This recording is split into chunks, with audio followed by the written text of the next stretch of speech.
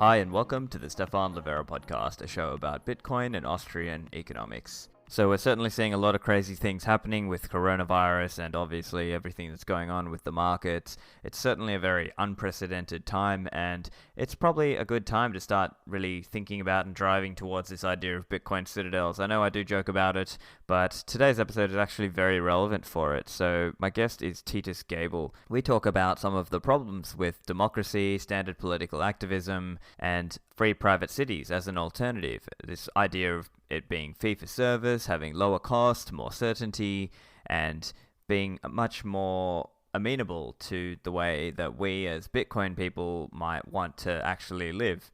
So this podcast is brought to you by Kraken, one of the world's leading Bitcoin exchanges. They're consistently rated the best from a security and from a user standpoint. So check them out. They've got a high quality platform. They offer high trading volume and low fees with no minimum or hidden fees. Kraken offer 24/7 support. It's easy to sign up and get support if you need it. It's also even easier now for active traders and institutions because Kraken have launched 9 new foreign currency pairs, a combined offering that allows clients to be more agile and sophisticated. It's available globally, excluding clients in the US. There's also Kraken Pro mobile app delivering all the security and features you love about Kraken in a beautiful mobile-first design. There's Kraken OTC for those seeking more private and personalized service for large block trades of 100,000 USD or more. There's Kraken Margin up to 5 times and Kraken Futures up to 50 times leverage. Go and sign up at kraken.com. This episode also brought to you by Unchained Capital, a Bitcoin financial services company empowering customers with products built on the foundation of multi-sig. You can set up a 2 of 3 vault on an easy-to-use web interface. You can use Trezor or Ledger. If you're bullish on Bitcoin, then you also want to make sure you are looking out for the security of your Bitcoin, and this is one way to distribute the keys.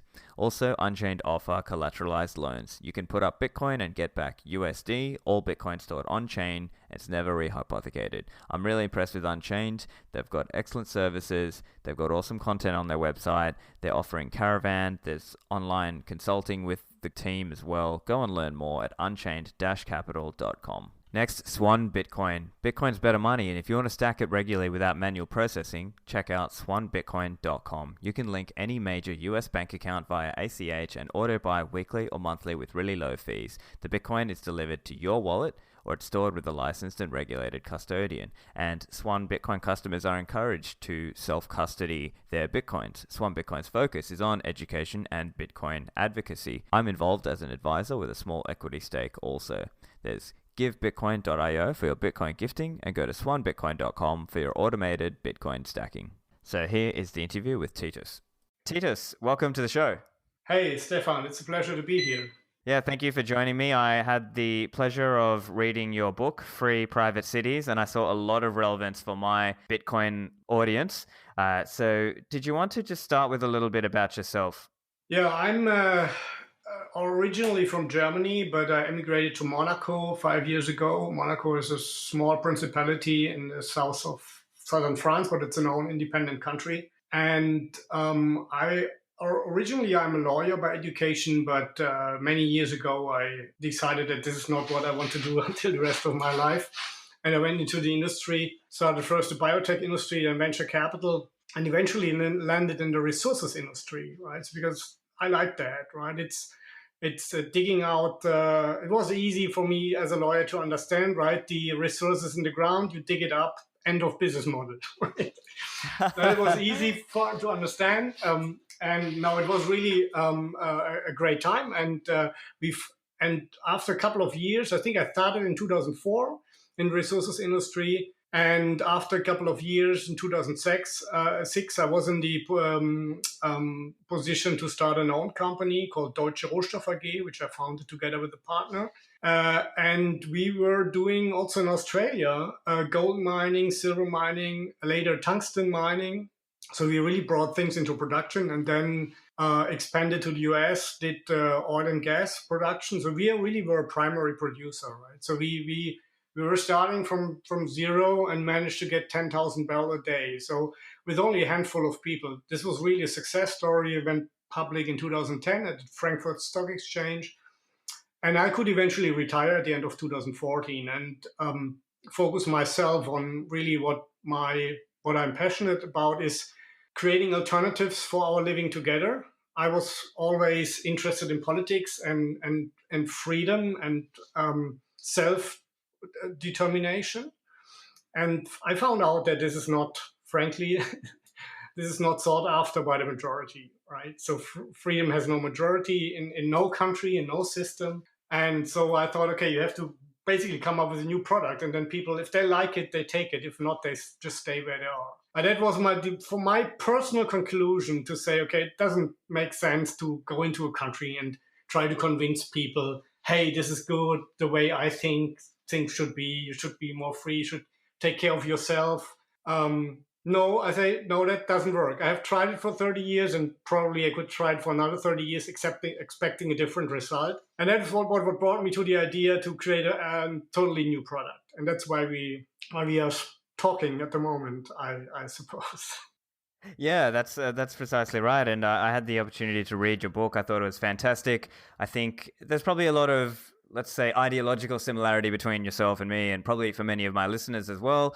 I am strongly influenced by Austrian economics and Austrian thinkers such as Hans Hermann Hoppe and Mises and Rothbard and these individuals. And so I think this idea of trying to make the government smaller by using political activism is just not going to work. And so maybe we are better off trying to find ways of seceding either digitally or physically, if possible, into, and so it's kind of tongue in cheek. In fact, I joke about it on my podcast, and my sign off is actually, I'll see you in the Citadels, right? And so it's this joke of how, eventually Bitcoin people will become rich and they'll need somewhere to go away and all be away and kind of defend themselves in a sort of gated community. And I actually, as I was reading your book, I saw a lot of similarities. So perhaps you could just tell us a little bit about what is the fundamental problem that you see with the democratic system, and why do you think something like free private cities can be a solution there? Yeah, I think one of the main problems that we have is called the minimal principle. That is, people want to have best they can get for the least they have to give for it, and that's normal. And but this principle makes sense evolutionary, because that created all the machines and all the things that are basically helping us to create more value, to be more productive with less input, right? Which is a prerequisite for progress. That makes sense, right? You don't want to spend much, but want to get as much out of it as you can. So the problem with this minimal principle is if it meets politics, right? Because in a political system, the leaders can redistribute wealth because they have the monopoly of force. And now, if you are in a democracy, you and I included, if somebody would offer us, here, look, you get $100 for 10 hours hard work, right hand. In my left hand, you get $100 for nothing, just make a cross here. Well, most people would take the $100 for just giving their signature for whatever party. And this example, I think, illustrates the problem. So over time, the politicians, to be re-elected, have to promise more and more free lunch, more and more goodies, right? And there will always be crises like now, or there will even be a war or a big crisis. And then the more reasonable people will be elected into power. And we have seen this in the mining industry as well, right? So it's, for example, in Australia, the mining industry is a pillar of the wealth production, right? And if absolutely, it's a big part. Yeah. And if the mining industry is going well and everybody's happy, and then people say, hey, let's vote the good guys into power, right? And the good guys are redistributing the wealth to others and say, hey, we have to take care of this group and that group and this and this. And everybody say, hey, these are good people, right? But then they say, hey, and we have to protect the environment, and let's put in very strict rules. So, and that leads to that the resources industry is not profitable any longer in some areas, right? So then the downturn begins. And then people say, hey, maybe we have to vote the tough guys again in power, right? And then the tough guys fix the thing, and the circus starts anew. And the problem is that, and that is all over democracy, the problem is it's an eternal circle, right? But people do not learn from that. So if you're on top of the circle after big crisis and reasonable guys are in government, and over time then people find out, hey, I can vote money into my pockets because I'm just voting for this party that is promising more. And that means that over time, the other parties, be it conservative or liberal or even libertarian parties, have to adapt to that. They have to give out goodies. Otherwise, they're just elected out of power. And I can give you many examples. I mean, the whole of Europe, right? When they started with democracy at the end of the 19th century, these people were really classical liberals, right? And they started even in Germany, 30%, in Switzerland, I think it was 60, 70%. And over time, they all disappeared because you cannot compete not in a one man, one vote democracy against parties who, for whatever reason, promise you that they take care of you, of the risk of your life. They take care, you get additional healthcare, you get additional education, you get additional, you name it, right? So we as classical liberals or libertarians, we cannot compete against those offers. But now this is the one thing. The other thing is that, of course, you cannot redistribute yourself into being wealthy, right? It's not possible. Somebody has to produce it. And like I said with the mining cycle, if you are making production difficult because you have to high taxes and high social security because of your goodies promises, then production will go down and then less can be redistributed. And the other thing is many groups in society discover that they have to cry out and then they get some money from the government. So everybody's doing that, right? And over time, eventually, this system is becoming insolvent. And what we are currently seeing is a final phase that we are basically printing money to avoid this problem that we have self-created. And that is a problem that will be fixed only for 10, 20 years, and then it will start anew. So this is my findings. I say, okay, I have to get out of this circle, right? Because in democracy, I have no chance. I have maybe a small chance to stay in power for 10 years after crisis, but after that, it's gone. It will be redistribution again. That's the problem. That's what I call the democratic cycle. And there's no way out in traditional systems. Right. And so then in your book, you present this idea of the free private city. So could you just give us a bit of an overview? What is that? Yeah, in a nutshell, imagine a private company takes care for protection of life, liberty, and property. You pay a certain amount for that based on a contract. In the contract, the amount is fixed, maybe with an inflation clause. And they say, hey, these are your rights, these are your obligations, and there are some rules, right? And there's a legal system, which is a fallback system or whatever. So, and you pay a fixed amount for that. And then there is no forum that for people to change the laws, right? So everybody has a contractually guaranteed position towards the operator. In this case, I would be the free private city operator. It's a service provider, right? I say, okay, I provide protection, some infrastructure, dispute resolution if you want, and you pay, say, $1,000 per year. That's not much, but this is the basic minimal state, right? Like the classical liberal philosophers, that is what you need, more, not more. And the good thing is that everybody's protected by this contract. And if I have a problem with you, then we go to outside arbitration. We do not go to my courts or the courts I have established. They are only for the disputes of people that they have amongst each other. This is basically not super new. It's what we call service, and it's what we know from international trade, that if you can go to international arbitration, right, which is not part of the country where you're working in, especially in the resources industry for big projects, you have something like that. Now, I'm now putting this down to the small man. They say, okay, you can have the same. You will be protected by a contract. And you can go to arbitration if you dislike what I'm doing, and if you think the contract is not fulfilled. You can say, I'm not going to pay my fees because you didn't guarantee security or whatever. Right? So and this is something where I just transfer what we already knew from the free market into our living together. Right? I make an offer. You don't like the offer, go somewhere else. And there's a lot of variation possible, right? You can have very, I would say, anarcho-capitalist environments. You can have, like me, more classical liberal minimal states provided by a private company. And then you can have things where they have all kinds of restriction, like we want to be totally CO2 free, we want to have a big social security, or even there's no private property, right? Well, as long as it's voluntary, as participation is voluntary, I have absolutely no problem with that, right? It can be a communist system, whatever, but people have to take care of the consequences. So, and that is, I think, if we really want to achieve what is achievable from people who are really can be free and are responsible and reasonable, that as security, a safe space, dispute resolution, some infrastructure. For the rest, I leave you alone because I know you can do much better than I.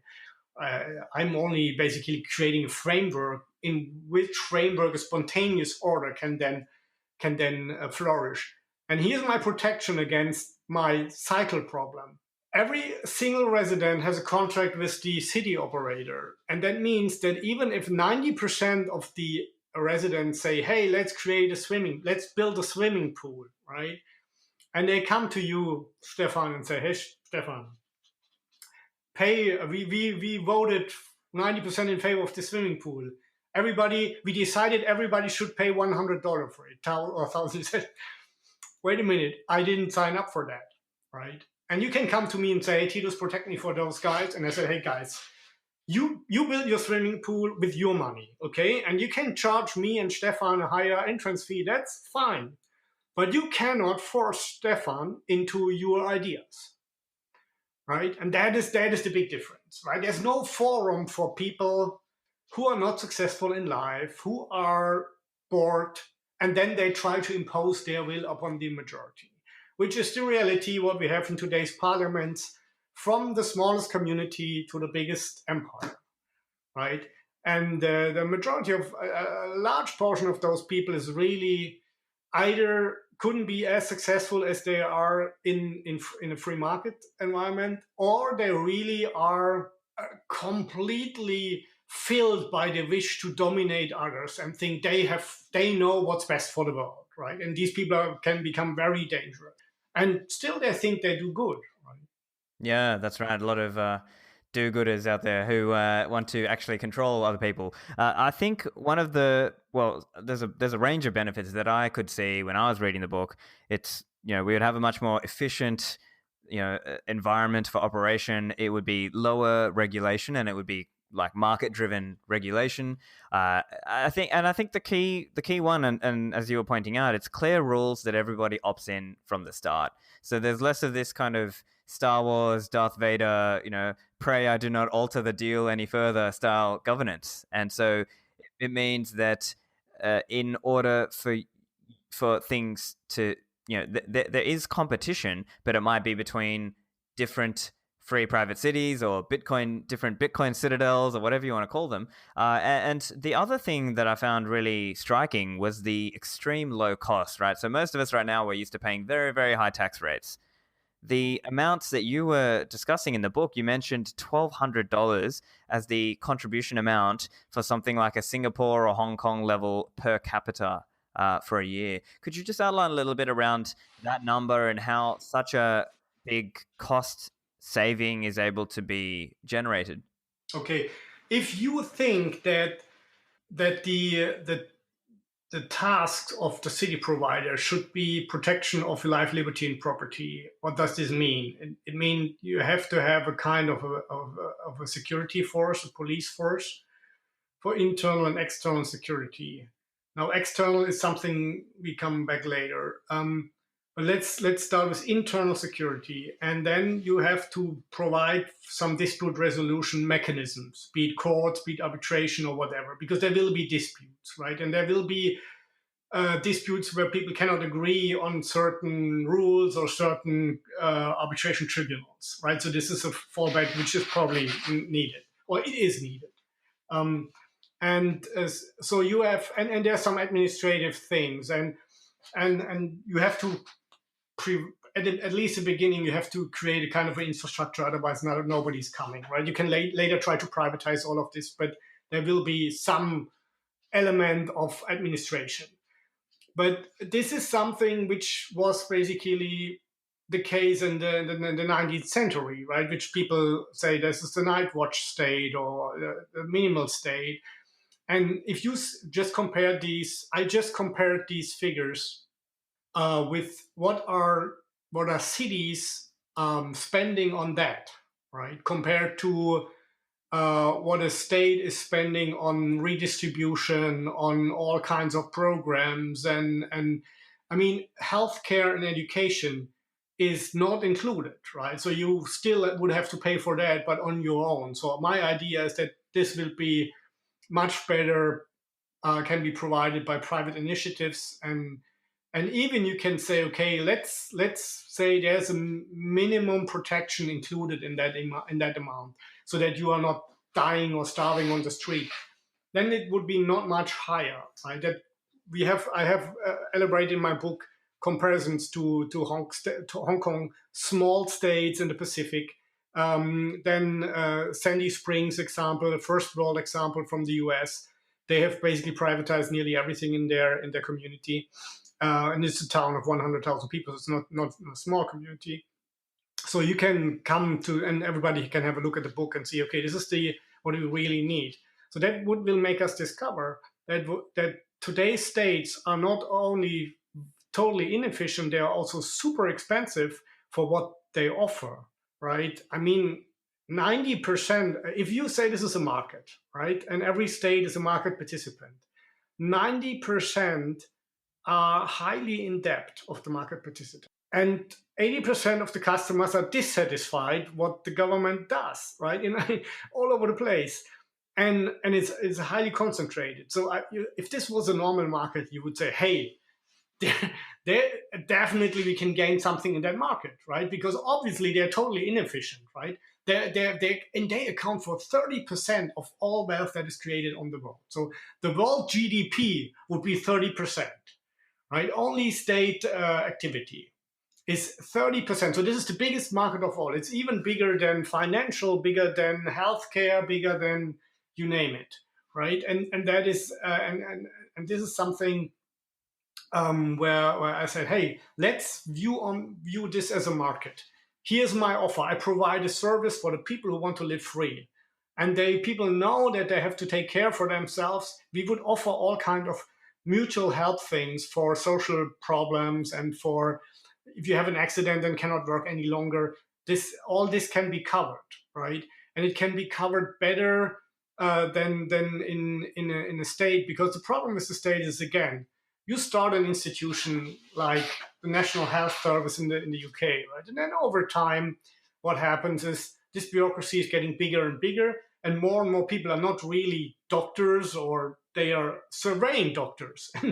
They are then a lot of things are spent that are not really healthcare. There's something else, right? But that over time that creeps into such society. So this is always a problem if you have no competition, right? So that then and insofar I know this is one of the main concerns people have. Say, hey, in the private cities is only for the strong, and the weak people would then suffer, which is not true, right? Because if you take Hong Kong as an example, Hong Kong has managed to integrate millions of people in a relatively short period of time and bring them to a status where they can take care for themselves. And most people were refugees from communist China. They were just coming there with zero. They had no income, they had no work, they had no wealth they brought with them. And they managed this with a system that was not a social welfare state, to integrate millions of people and get with a very low state rate, expense rate, about, I don't know, 10% or something like that. They managed to get a higher level of wealth for everybody. But now here comes the but. If Hong Kong would have been a democracy since the 50s, this would not happen, because then the redistribution would have started in the 50s. They would have followed the model of the UK, etc., right? So here comes the takeaway. Doesn't work with democracy, right? It doesn't work because people are like they are. We cannot change people. If they're offered a free lunch, they will vote for it. And that's the point. So you have to go away, take yourself away and say, look, we are much better than a democracy because you can decide basically everything for yourself. And you can associate with your fellow citizens, and you can create self-help groups for social calamities, and there will be a fund, and there will all kinds of things where we can help people who really cannot help themselves. But it has I think I'm going through this in my book to a certain extent. It has been shown that normally it's not more than 5% in any society that are really incapable of helping themselves, because either they are ill, or because they have some natural born, I would say, incapacities or whatever. So they're not really they can't take care of themselves. So this 5%, and I think every society since humankind, the last 5,000 years, has found a way to help those people, right? And this is also here the case. So there will be nobody starving to death on the road. I'm absolutely sure that this is not going to happen. And again, we can say, hey, here's a proposal. Instead of $1,200 a year, you pay $1,500 a year, and we have a fund. It's called the minimum help for people who really cannot help themselves, so that they do not die, that they can survive. So it is not a big thing. The big money is spent in the States for redistribution, for bureaucracy, and of course in some countries for having a big army despite not needing it, right? And then the army needs to do something, right? And then the war is started, or we have to take care of this country, and because of our responsibility. I hear this constantly from my former home in Germany. Yeah, we have to be involved in Syria and all that. I say, okay, you pay for it and you send your own children. Then suddenly people are not so interventionist in getting involved in foreign wars, right? If they say you pay for it, and I would say the same in a free private city. If you want to support a party in a civil war, you're free to do that, but on your own expense, right? And you can even go around and form a voluntary corps of people who are fighting on behalf of that party. That's fine if you're doing it voluntarily, but we are not going to pay for that, right? We only paying for self-defense, and that is the point. And the same with all kinds of how we're going to help this country and we're going to help this region, and say, okay, you can do that, but then make a collection and send your own money, right? That is one of the big things. People say, hey, these libertarian guys are cold-hearted, and I'm so good because I'm taking other people's money and do good with it, right? No, you're betraying yourself, right? You're betraying yourself. If you help with your own money, I have respect for you. If you help with other people's money, I have totally disrespect for you, because it's the exact opposite. You are egocentric because you feel better if people is helped with other people's money, right? That is egocentric, and that is and people do not reflect on that. But this is the case here. You say, okay, you exactly know what you have to pay and what we do with the money. And if you want to add on that, you are free, right? And you have much more money for that purposes, because we only taking away from you $1,200 or $1,500. And of course, you have to pay something for your healthcare. You have to pay some insurances, and you have to take care of education of your kids. But still, it's probably much less than you have to spend than you spend today in any Western country. Oh, of course. And I think many Bitcoin people would be interested in this kind of idea as well, because many of us live in a country with capital gains tax, for example, right? So if you wanted to spend your Bitcoin, you're going to pay capital gains on it. Whereas if you were able to set up this kind of Bitcoin Citadel area, which is like a low tax, low regulation environment that has kind of opt-in rules that you opted into from the start, I think that would be definitely a big improvement. Let's talk a little bit about the legal system involved as well. So there are obviously different possible legal systems. What are some of the ideas around the frameworks that you could put in place? Would you say, okay, we're going to adopt the English common law, and that's going to be our body of law, or how would that work? Yeah, for example, right? I mean, you have to differentiate. So it's very important. I mean, what we all do is basically making contracts with each other. If you go to the baker and buy a bread, this is a contract, right? And if something goes wrong, like the bread is not good, right? You go back, and then you have a set of rights. So this is no need to reinvent this, because people have found out over 5,000 years how this should work, right? And they say, okay, first, for example, most staying with this simple example, most legal jurisdictions have come to two conclusions. One is you can give back the bad bread and get your money back, or you can say, I want the better bread, right? So the baker can say, hey, wait, I want to stick to the deal, but I see this is bad bread, I give you better bread, right? So this is what we have found out. So there's no need to invent this anew, right? And the other thing is you will not attract much investors if they say we have a totally new legal system that we have created on our own. Whew.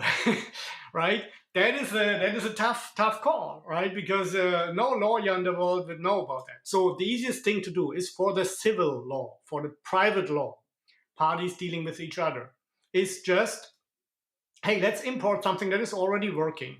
And for example, the problem with the common law is very favorable, and there's a kind of a trend saying, hey, the common law is the reason for success. I doubt that. But common law is definitely an option. But it is the problem with common law. It's not common law any longer, because it's kind of diluted by all kind of statutory law, right? So you have the same problems as in civil law. You have all kinds of laws which every year is coming new.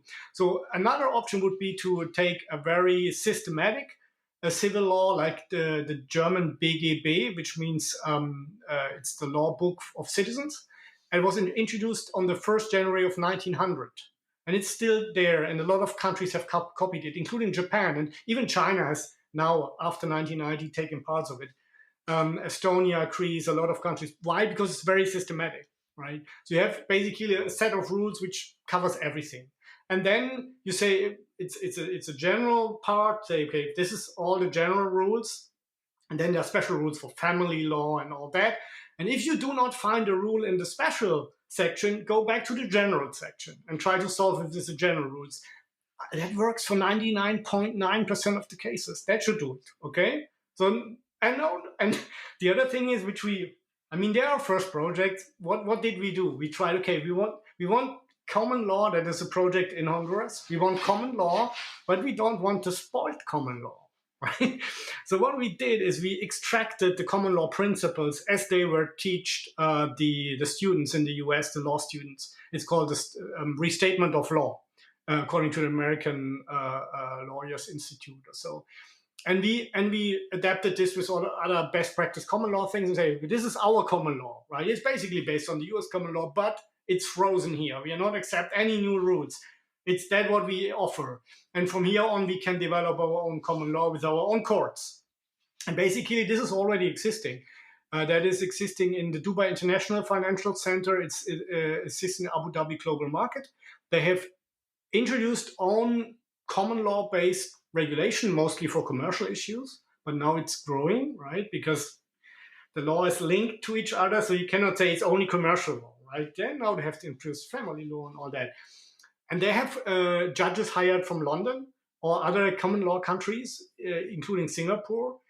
And they are now making their own decisions and thereby creating an own DIFC law. So this is already happening. So it's not just a fantasy. This is how it would work. And that's how it worked in the past. For example, you may have heard about the Hanseatic League of cities in mostly Germany, but Central Europe, even extending to Kiev, to Russia, and Scandinavia.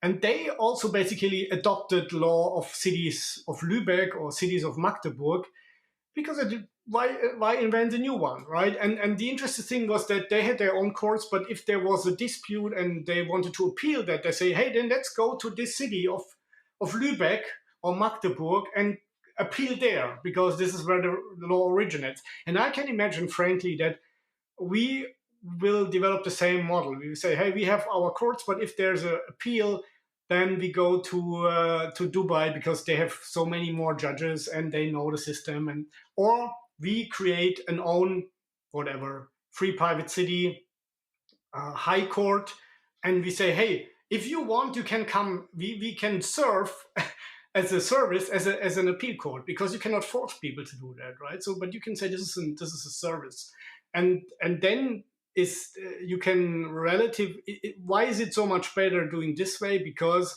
you are avoiding the problems that every company has, that the rules are constantly changed.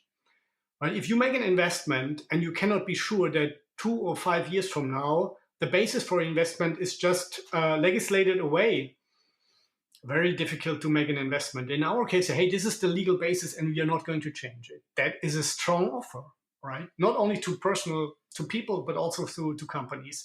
But again, you must take something that is already known, right? You do not come up with completely new creation, because look, these systems, and even the German BGB was based on I would say 2,000 years of Roman right experience, right? And what they have learned over time of the Code Napoleon and all that. And the common law also has hundreds and hundreds of years of trying out and finding out. So you cannot do this within a year or two, right? So it's not necessary. As is in my example with the bad bread that you bought from the baker. I mean, there are not so much options what you can do, right? If you bought something which is something to eat and which is in a bad state, then well, there's not much to do than give it back or get something or exchange it against a good one. So, and in so far, my call would be, hey, you just copy an existing system which is well known, which is working. You streamline it, because, for example, in Honduras, what we have done for property transactions, we have taken a land from New Zealand, but we could slim it down from I think 150 pages to 40 pages, right? So it was possible. Right? You can always make it easier. And you should know, I mean, the more extensive a law is, the more it covers single cases, right? You must say, if you have a very general law, then there will be cases that are not covered. There will be gaps. But you have to live with that, right? The common law says, okay, then the judges should find a rule. That's fine. That's how you do it. And in most countries, people say, hey, we have to make a new law. And by doing a new law, you're creating other gaps and you're creating other uncertainties, because the law doesn't exactly fit to the old laws. That is why it's getting worse and worse in our societies. Too many laws. Yeah. And another area that I could see conflict is around cultural conflict. And you touch on this in the book as well, because looking at our modern day world of, big statism, large states, and they try to sort of mesh everything together, but there may be cases where certain cultural rules or certain religions are just not compatible with each other. So what's the approach, and how does a free private city approach change that or improve on that approach? Yeah, I think this is one of the big takeaways of the book and of my personal life. I'm now 52. Is yes, it's fine to have a certain diversity, but if it's too much of a diversity, then it's not going to work, right? And that's why probably the Bitcoin people should mostly live amongst themselves, because they just have another idea of life. It's like you say, hey, I want to have the right without capital gains tax, and I want to have the right to transfer wealth without asking for permission, right? And other people say, no, wait a minute, no. This is all owned by the community, and you are basically only entitled to use part of it. So what I want to say is, look, if you think that private property is really necessary for freedom and for wealth, then you shouldn't live together with people who think that property is theft, because it's incompatible, right? And if you say, hey, we are humans, we try to find out what is the best rule, and then we change the rule, they'll come up with a new product. You shouldn't live together with people who say, hey, wait a minute, everything is already here in our book, in our holy book, the Quran, because God told us to, it's all in there. We shouldn't change anything. That's not compatible. But here's the good thing about the free private city approach. You say, okay, look, hey, why don't you make your own communities, right? And then it's still possible. I think we will see a big segregation in the 21st century because people discover they are more connected. They discover they are different, but they are not alone. They discover we are very few. You and I probably are, I don't know, 0.1% of world population think similar to us, right? So that's not a lot, but it's millions of people, right? So and you say, hey, we can associate together. And then what I think a lot of people will discover, hey, these guys, it's not bad what they are doing, right? And maybe I go to my government and say, I want a contract too, right? So we can create new products, which are maybe not for everyone. And the other thing you should keep in mind, I mean, if society is going to develop further, then we have to break the cycle. And this will only be a small group that is pioneering that, as always, right? You start, and 100 years from now, everybody say, hey, of course, right? Everybody's going into the system that fits best for him or her. And as I wrote in my book, it can change over time, right? You say, hey, I'm young, I'm full of energy. I go in a free private city, which is a libertarian free private city. They leave me alone. There's basically no taxes. I can come up with all kinds of business models and enterprises. And then when you are older, you think, hey, I want to start a family. And now I go into a system where whatever, right? There's more children play a bigger role or whatever. There's more offer for families. Adapt is very quiet, right? And then if you're old, you say, hey, I basically I want to live with the people who are like me, right? Who have the same religion or the same ethnicity. I feel better like that, or where I was when I was young or whatever. And that can again change over time. So and if we had the choice, everybody of us would be happier. And if people want to go into a Islamic State society, well, if it's voluntary, why not?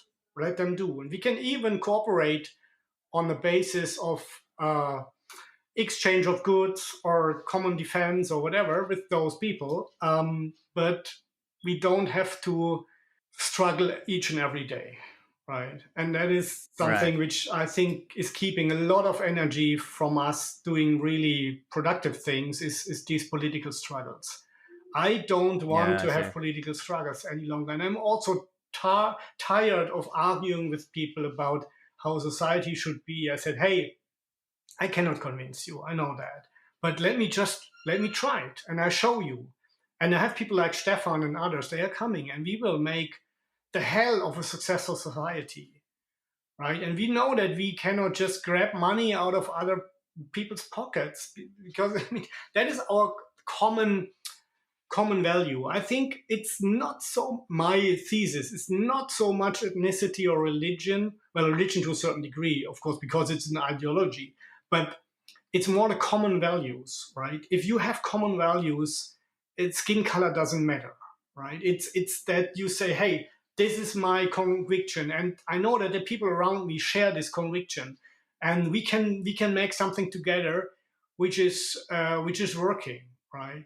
And again, different religion to a certain degree, but if the religion becomes too politician, then it's not working because then they say, hey, you shouldn't do that, you shouldn't insult my prophet, you shouldn't insult my God, you shouldn't eat this, you shouldn't eat that. I say, hey, wait a minute, fuck off, right? I yeah, you go into your own society and we do it here as we like it. And that is I think that will happen over time. And I would even make the prediction that is we will see much more segregation in the 21st century. It's the opposite of one world will happen, which doesn't mean that these people are hostile to each other, right? No, they're cooperating and exchanging goods and ideas, but they would not say, hey, we have all to live together and there have to be a quota and you have to be a certain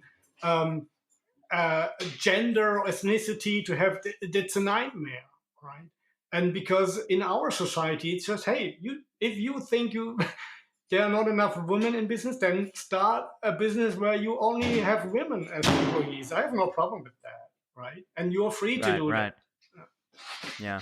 So let me throw a couple of perhaps maybe some of the more difficult ideas around how these things could be resolved maybe in a more libertarian friendly way. So an example might be something like privacy, right? Now that's something that's important to a lot of libertarians, maybe not all libertarians, and so from a taxation standpoint, I can see there's a benefit here, obviously, because if the typical government needs to know what your income is and what your whatever, then obviously they're going to start peering into your bank transactions and so on. So that's one aspect where I think straight away the free private city model or the Bitcoin Citadel model of fee for service, you just pay upfront, this is how much you pay, and that's it. Then the government or the private corporation managing it doesn't have to look into that. But another example might be, say, keeping out unwanted people or criminals, but at the same time having surveillance in the society to protect, against, like violence internally, or even something like, let's start with that. Like, do you have any ideas around how that could be sort of managed in a way that's kind of respectful of people's rights, but also, keeping the place safe too? No, good point.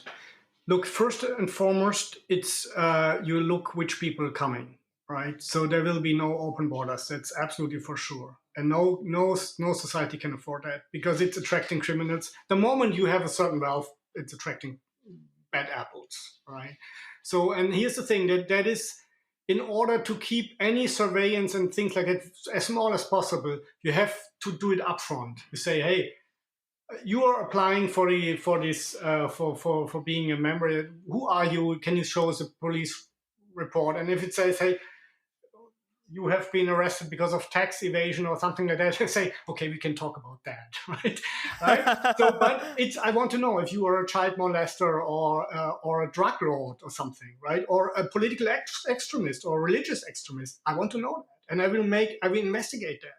And I say, look, Stefan, we found out that you are somebody who is putting bombs in churches or in mosques. Maybe that doesn't fit into our society. But you say, okay, normal 90% of the people or 95% would say, hey, there's no problem, right? You're an average guy. We are not a special criminal, and you don't have crazy ideas like overthrowing free private city. Like, let's assume you are a leader of an overthrow the free private city model because these are greedy capitalist exploiters, and you say, hey, Stefan, do you really think I would take you as a citizen? I would be mad if I do that, because you would agitate from day one, right? So there will be some controls. But then, if we have checked the people, and that is here in Monaco, I've been screened. They were even asking for a CV, and they were calling me and say, what was this kind of company you were working for? And I said, basically, this is good because I know everybody else here has done the same screening. And now that I'm in, they completely leave me alone. And that's exactly good. So what is happening in Monaco? It's cameras all over the place. Okay, that's not what you like, but it's not really a problem, right? It's not really a problem because they, and I have visited the police, so they're really serving 24 hours, and you can send your children on the street at midnight. I mean, in which city can you do that, right? And that is also something, there's a trade-off always. But I would say, here's one thing. We are not going to interfere into your internet, online, into your phone calls. That is not our business, right? We guarantee privacy. That is a product, right? I say, because I can guarantee that easy because I've screened the people. And there will always be people who making false claims in disguise, but this will eventually be found out. And for example, I would have a clause in the residence that if you are not telling me that you have been a sentenced criminal, then I can cancel the contract if I later find out, right? Something like that. And another thing interestingly here in Monaco is if you commit a crime, and maybe even a petty crime, in a shoplifter, small things, they kick you out, right? They kick you out. They say goodbye. Yeah. If you're not Monegasque, and 80% of the people have no Monegasque citizenship, so that these are the rules. So this would be the rules here.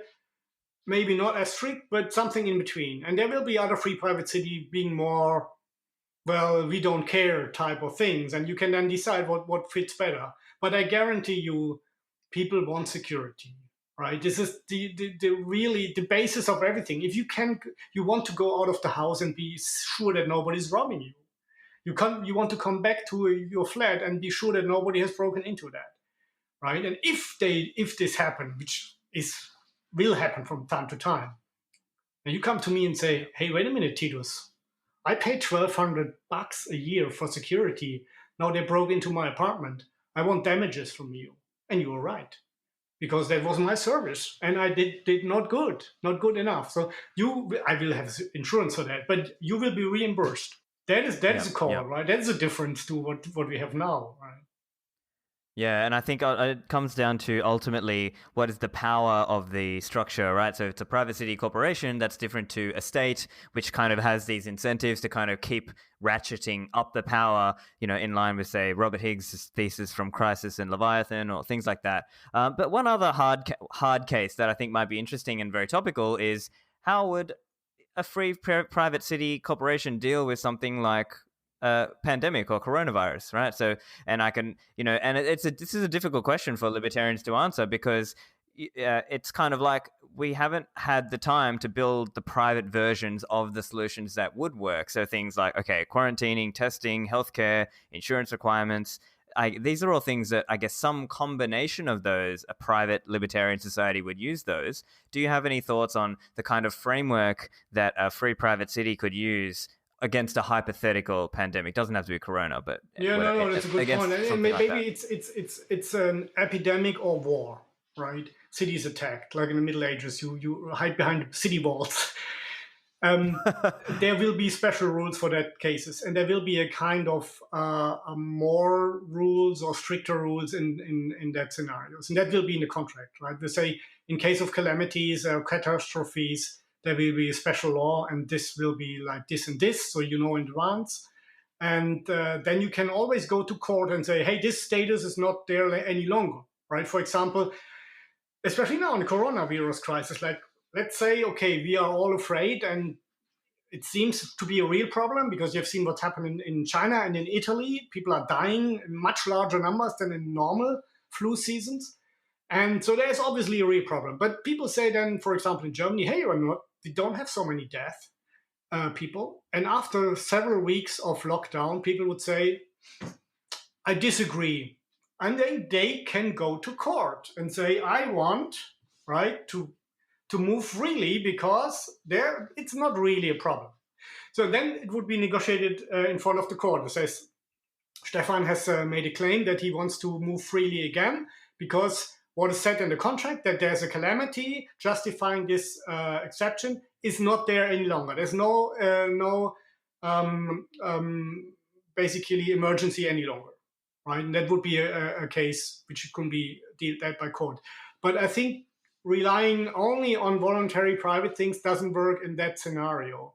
And the same is true if there's a kind of a hostile takeover by the host nation or so. I mean, the problem of the free private cities there, it's not possible to make them sovereign entities from day one. That will maybe evolve over the decades. But at the moment, we are a kind of a special economic zone plus, right? And that means there's always be a host nation with a big military. And then you have, I mean, there are some ways to deal with that. But if there's there's a coup d'etat in that particular country, and some parties are trying to attack you, it's not the government, it's some civil war parties, then you have to defend yourself. And in that scenario, you need also leadership. It's like in the military, you cannot say, okay, there's an army comprising of volunteers and they can leave any time. That doesn't work, and that is what libertarians have to learn, that it is not everything can be solved. I mean, in the future it can be solved partly in private, right? You're saying there's a private defense corporation, and we hire them in such cases, right? Like the Carthaginians hired Hannibal, a Greek soldier of fortune, who as their field marshal, right? He was a hired guy, basically, a hired gun, and that will probably happen in the future. But still, you have to have a kind of a monopoly of power, saying, "Hey, I declare this is war and wartime or emergency time, and I declare that now this mechanism comes into place." The if you, I mean, I'm open to any additional ideas, but I also do not believe that not having a police or security that has the ultimate monopoly of force is working, because it would lead to different securities, and the guy with the biggest securities would say, "Hey, what do you want? Right? I'm the biggest. I have the biggest guns. You can tell me nothing." So this is how mankind works. What I can offer the people and the libertarians is, look, you know the rules in advance. You can leave anytime. My incentive is to make money. If I provide bad services and misusing my power, you will leave, like we would here in Monaco. If the prince is getting crazy, we just leave, right? So and that is exactly the competition, the competitive element, and the profit incentive. Because I want to create more free private cities, so I have to have a good reputation. I have to have the reputation that I treat my customers well, that I'm not declaring emergency all the time when there is no emergency, that I'm sticking to my own rules. And then people say, hey, this is a good service provider. I want to go into this free private city, not in that free private city, because this free private city operator has a bad reputation, right? That's the best I can offer, right? So that's not a complete anarcho-capitalist world, but I think it's a much, much better world than we have today, and we can find out, right? Because if a free private city is working, then other people will come into that business and they will say, hey, you have only to pay 500 here in our place, and we offer other services, and here it's much more libertarian, right? It's open borders, there's no police, right? I'm okay, but I don't think it will work. But that is my business call, right? It's to say, hey, I have a business idea, and you have another business idea. That's not a problem. It's no need to fight, Stefan. You try your thing, I do try my thing, and then we find out what the market says, right? And I think, frankly, there will be a lot of different cities possible, because people are different, right? And some people, they need leadership. They want to have security. They don't want freedom, right? And for them, there will also be offers. But for the people like you and me, a free private city is probably the best we can get in our lifetime. Right, and so I think this brings me more now, which may be the hardest question. We've heard a lot about these different ideas around making, special economic zones, special administrative regions. What is the best way to actually get that from one of the modern day nation states, which generally don't want to give up power? They don't want to give up they don't want to relinquish that control, because they view us basically as the tax cattle. So what's the way to actually have a certain area of land free and clear to actually try out these kind of Bitcoin Citadel free private city experiments?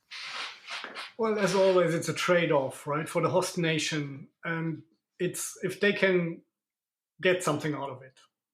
And that's my offer. I say, hey, here's the deal. We bring good, qualified, high-performing people. We bring Bitcoin technology, or just mention the word blockchain. They say, oh, blockchain. They don't know what it is, but they have heard that it's something new, and we can bring something new technology in your backward country. So, and here's the deal: you give us some internal autonomy, and we bring investors and high potential people and new technologies. That's the deal. Do you like it? Because there's a belt of wealth around other city-states. Around Monaco, there's a very wealthy 3 French communities. Around Hong Kong, there's Shenzhen. Around Singapore, there's, even in both countries, in Malaysia and Indonesia, on the other side of the border, there's a big agglomeration that is profiting from Singapore, from the state. And this effect you will have. And all these belts are in absolutely 100% taxable by your country, right? So this is one thing. The other thing is we already have a door. It's called special economic zones. And there are already 3,000 working, and on paper there are 4,000 to 5,000 already existing, but I think about 3,000 are really there. And now it's an evolutionary process, and I can only encourage you people to support me with that. we say it's nothing special. We don't call it a free private city. It's a special economic zone plus, or a prosperity zone, or a Bitcoin zone, right? You will get young people who are good entrepreneurs. You will get interesting new technologies and crypto. And at the moment, I think Bitcoin is also on a good path because it has some advantages, so that it's not completely banned as illegal by countries, but it's tolerated, right? So, and that is something which we can make use of, because some countries, the last hype was, what was it? A crypto zone. Okay, crypto zone. That was What a Malta joke. was chasing this. Cyprus, even Monaco wanted to have their own crypto. Then Gibraltar, they all wanted to make crypto stock exchange, right? So this is always, and then blockchain, before it was blockchain, and I don't know what the next thing will be. We will be pragmatic and say, okay, whatever you call it, right? You name it, and we fill it with content. So that is what we can do. And here's a good thing. What we can see, I made this example with the independent court in some areas. So that started in Dubai. Now we have 7 in the whole world, right? Mostly in the region is Dubai, Abu Dhabi, Qatar, then Kazakhstan, and spreading out. Kazakhstan started, and even Georgia now is first Western country is coming up with such an idea to establish a common law system with their own judges within their legal system. And then what happens next is that in Dubai they found out, hey, commercial law is not enough because family law is according to Sharia law. Nobody wants that, so we're not getting managers here. Okay, we have to come up with an own family law. And so it will continue. And people like me will continue to go to governments, and I'm working together, for example, with one of the world organizations of special economic zones. I say, hey, special economic zone, every country has that. You have to provide something else which is attracting capital now. This is a prosperity zone, and there you have much more autonomy. They can make own rules. And the first country that is basically trying this out is Honduras in Central America. They have even changed the constitution to make it possible. And there are 2 projects which are already permitted, and I was involved in one for several years, creating the legal framework. And it is now a little bit delayed because of the Corona crisis, but the idea is to go public by mid this year, right? And then I'm happy to talk about this one or give you more information about that one. And our hope is that this is then the first ignition, and then others will copy that if it's working. And then you start something, because it's so decentralized, you have so many of them. It's very difficult, for example, to send an army to kill this zone, right? I mean, that is probably not happening. So we creep slowly into that. And special economic zones for the moment are only for companies. But my idea is the next level is, hey, no, they're for residents. And they're for both. And then new entities are created. So it's not seen as so controversial. Secession is always difficult and comes with violence, and maybe sometimes it's necessary. But I think the evolutionary way, which we can go now, is creeping into that special economic zones or making it a special administrative zone, and then the next level, and then there's more competition, and then maybe a country falls apart, and suddenly you have your serenity. So that is my plan, if you want. Right, I see. Yeah, and I guess the other thing is when you start something new, it's like you've got no network effect. So you're starting from zero, and you've got to try and kind of get that. You've got a zero start problem, right? And I suppose the main incentive that you can offer people is, let's say, okay, if you're a corporation, you can come here and it's very low tax, and that's the big incentive for you, and you can have some workers here and you can pay way less, and so it's cheap labor, and maybe you can incorporate here or do things like that. Are those the kinds of reasons why, say, a corporation would go to a special economic zone, or what are the typical reasons that draw them there? Yeah, no, it's not the low tax alone, because you have that in many places of the world. That's not enough. I think for being myself a company founder, I can say what is even more important than low taxes is a legal security. that you really can rely on the basis laws, of the basic of the laws for the next 10 or 20 years. And if that is, I think, our main advantage, we can say, hey, we are not going to change the rule. Or only within this small framework, this is already foreseen, but you know this in advance. But we guarantee you for your business and what you pay as a fee. And there will be no additional taxes, right? That is, I think, the most important. The second most important then is that you have a working administration that is not corrupt, that you have really independent courts. And that is why we are in Honduras are bringing people who are pension judges from the US, who are pension judges from Australia, and they are really creating the trust that I need in the beginning for people to come. And the third thing are low taxes, right? So it's really companies can deal with high taxes or with medium taxes, but they cannot deal with constantly changing the rules and changing the playing field. That's a nightmare, and that is the problem. And that is, I think, what we can offer as a benefit. But you're right. I mean, the first one is the most difficult one. But I think we have really, 50 years ago, there was a handful of special economic zones, and now you have several thousand.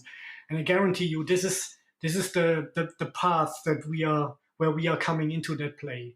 It's not just a crazy libertarian has an idea and now running around and say, Australia, give me an island or something, right? No, that's not working. You cannot buy sovereignty. Even billionaires have tried it. It's not going to work. Because every politician who would do that would be, he will voted out of power, will be even coup d'etat if he wants to do that. So you have to go say, hey, you're still the sovereign. It's just a special economic zone with a new level. We call it a special economic zone. Plus, it's actually a special administrative zone.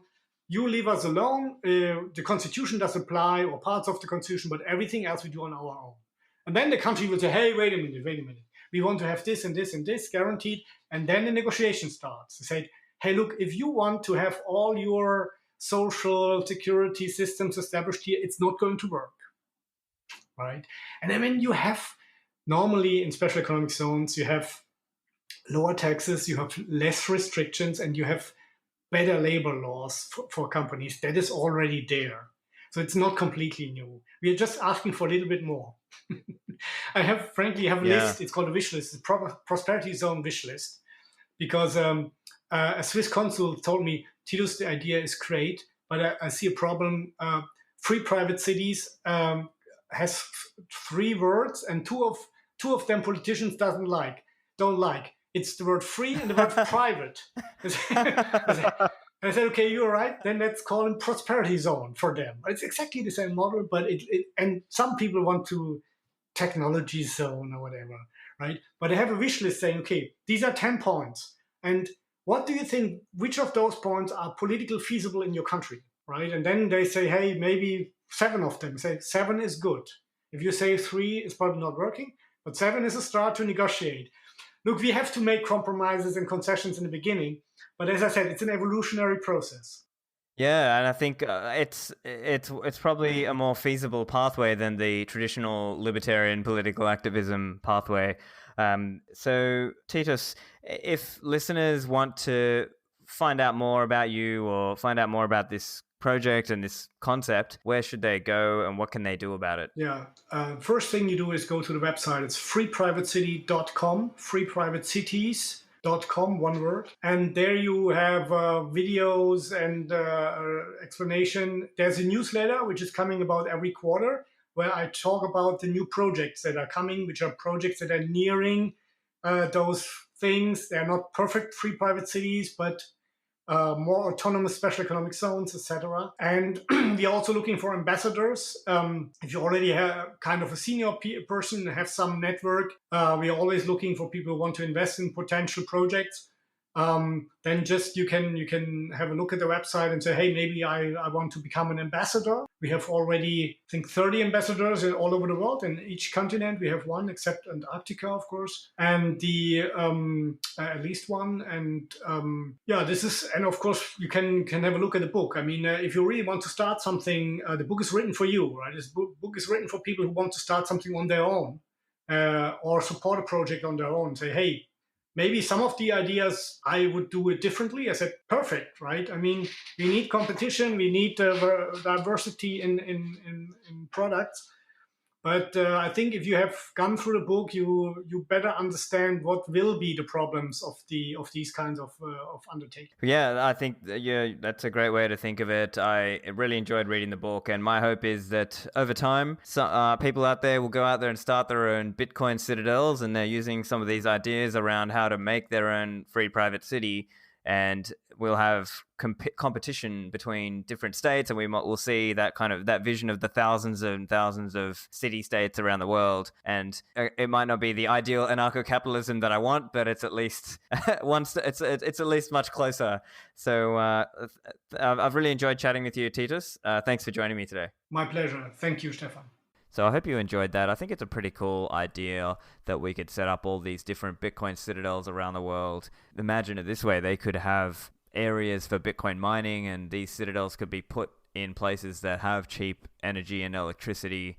The rules could be much more clear and outlined at the start.